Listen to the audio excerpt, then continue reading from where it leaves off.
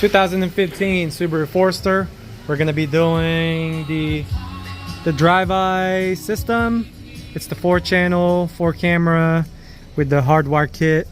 As you can see right here, I'll attach the link to the items itself on my description. Just check on the bottom. But you will need this. That way you don't have any wires dangling to the cigarette lighter. It's also going to have a parking mode, which if it detects like an impact, it'll start recording. Quite a bit of features right there. But I'll go ahead and take you on a quick DIY. This one's pretty easy, so let's get to it.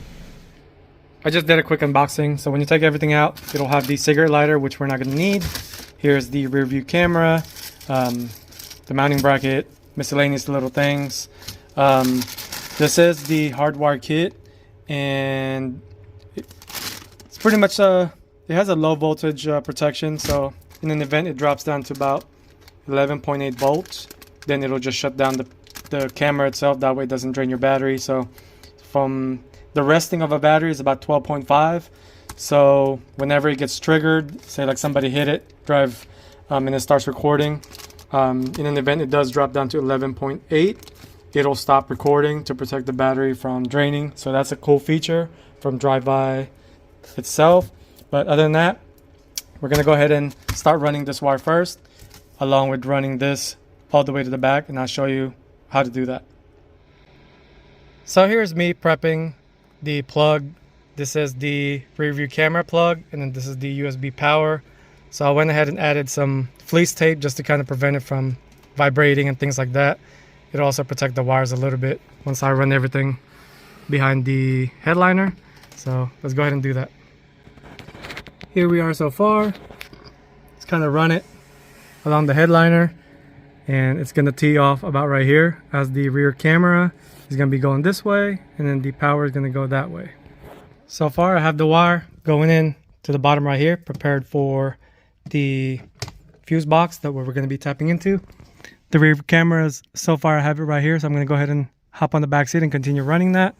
Go ahead and pop everything. So far we're moving pretty good speed. Obviously still taking the time, but so far we're doing pretty good. So let's go ahead and continue running the back, and then we'll power everything up to the front. We're moving right along, so we're going to keep running it towards the back. Go ahead and open the hatch. Should have plenty of wire. We're going to be running it to this boot right here, so we're going to go ahead and pop this, and then run the wire all the way here, and then mount the camera to that plastic piece. Let me see what kind of view that is.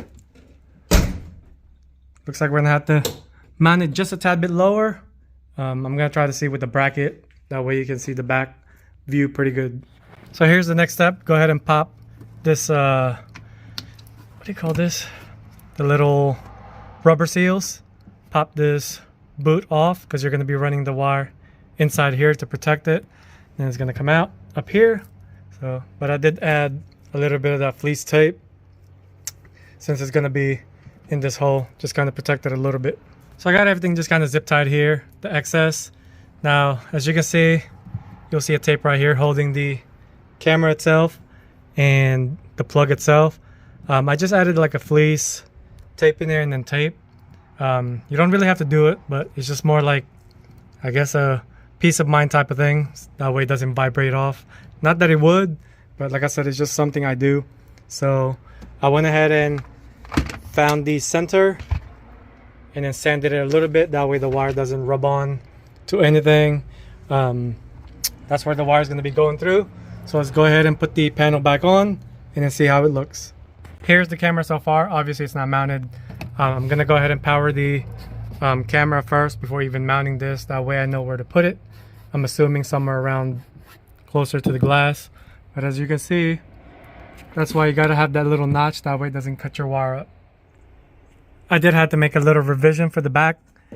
Before it was to the slit, but I noticed it was kind of getting pressed in between. I didn't like that. So I went ahead and drilled a small hole, which doesn't really affect anything. So everything's pretty much mounted. I cleaned the surface, used the double-sided sticky tape that they provided. So overall, that's pretty much the last step. So let's go ahead and check out the camera itself. First time turning it on, make sure all the panels are back. Give it a little nudge. Make sure all the seals are pretty much sitting in place. And let's go to the front. For the accessory, we're going to be grabbing the cigarette lighter signal, which is a 10 amp right here. Cigar, which is going to be right there. Go ahead and turn it. As you can see, when you put the key on, it has power, so that's where the accessory is going to go, which is going to be the red wire. The one thing a lot of people mistake of is that you can just put the side of the T-tap, whichever. You can do this, do that, but you also have to watch out which side produces the power. In this case, I inserted a wire on the very top prong right here. So that means when you turn the key, this side, which is the top side, energizes first and then flows the circuit or the power to the lower prong. So this is where you want to, basically, you're gonna have it facing this way. That way, whenever the power flows here, it'll protect the circuit both ways. Now, if you did it this way, then it's not gonna protect it like how it should be. So put it this way, so the power flows here, and then it goes through the fuses, and then comes back out. We're moving on to the 12 volt constant power. We're gonna be using the 15 amp door lock, which I did already test. As you can see, it has power whenever you check without the key, so it's constantly powered on. So we're gonna go ahead and use that for the yellow side, which is the constant.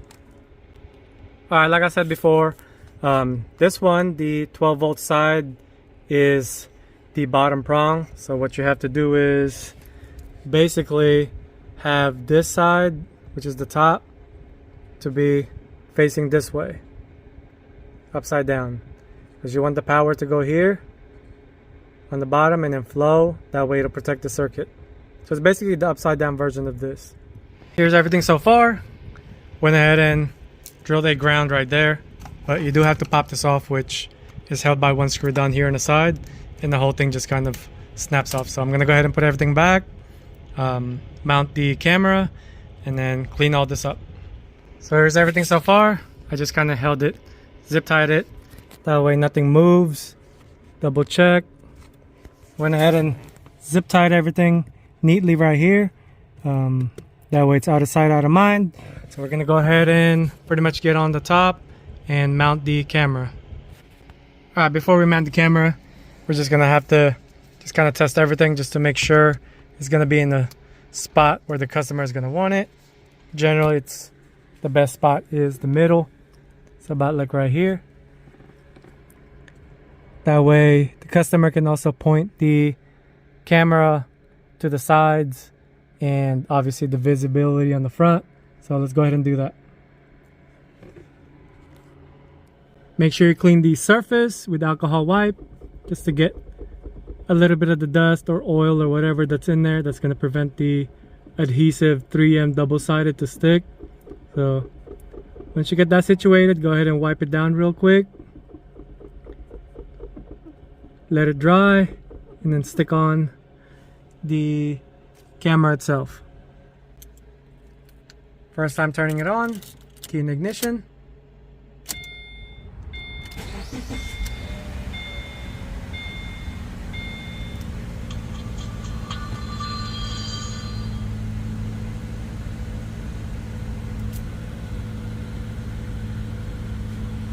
Out of the way real quick. All around view. These things are directional, so you can move it around up and down, and so does the front camera, but the back one is stationary, so no big deal. So you can see it's pretty clear view. The cool thing about this unit too is got voice command. There's quite a bit of commands that you can make it do, such as turn on screen, turn off screen. I also went ahead and added some zip tie and just kind of loop it over.